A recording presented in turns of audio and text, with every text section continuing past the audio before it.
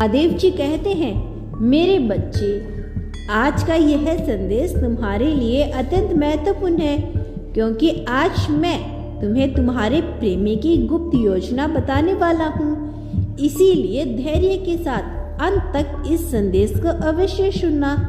मेरे बच्चे, जो व्यक्ति सच्चा होता है और निस्वार्थ भाव से किसी को प्रेम करता है, तो उसके साथ कभी कोई भी छल नहीं कर सकता। ऐसा ही कुछ हुआ है तुम्हारे प्रेमी के साथ। मेरे बच्चे, तुम्हारा प्रेमी अहंकार से भरा हुआ था। उसे अपने ज्ञान, गुण और चतुराई पर बहुत अहंकार था।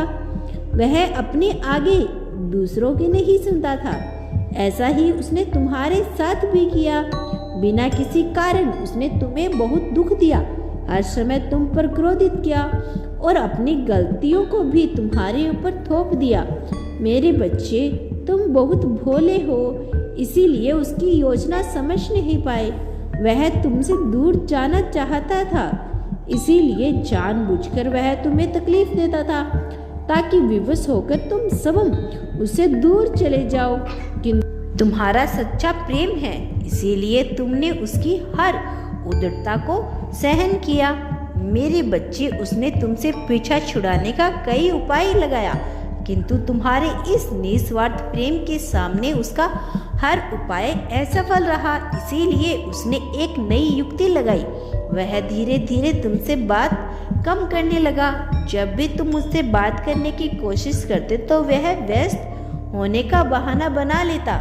मेरे बच्चे, उसने सोचा था कि धीरे धीरे वह तुमसे बात कम करेगा और ये सही अवसर देखकर वह तुमसे दूर चला जाएगा, किंतु उसकी यह योजना उस पर भारी पड़ गई।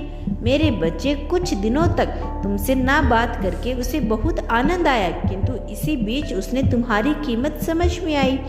उसे यह एहसास हो गया कि तुम उसके लिए कितने महत्वपूर्ण हो।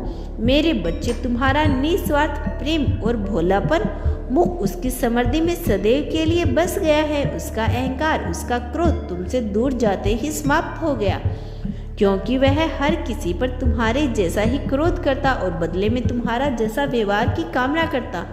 मेरे बच्चे, वह हर किसी में तुम्हारे जैसा ही प्रेम तलाशा करता था, किंतु तुम्हारा जैसा प्रेम उसे कोई नहीं कर सकता। यह बात वह भली भांति समझ गया है। मेरे बच्चे, इस समय तुम्हारे प्रेमी में जो अद्भुत बदलाव देखने को मिल रहा है, वह इस बात की पुष्टि करता है कि अब वह तुमसे अत्यंत प्रेम करने लगा है। मेरे बच्चे, तुम्हारा दिल का साफ है, परंतु अहंकार के उसके विवेक को हर लिया था, इसीलिए वह तुमसे दुर्व्यवहार करता था, किंतु अब सभी दोषों से मुक्त हो चुका है। तुम्हारे बिना वह सबम को अधूरा मानता है।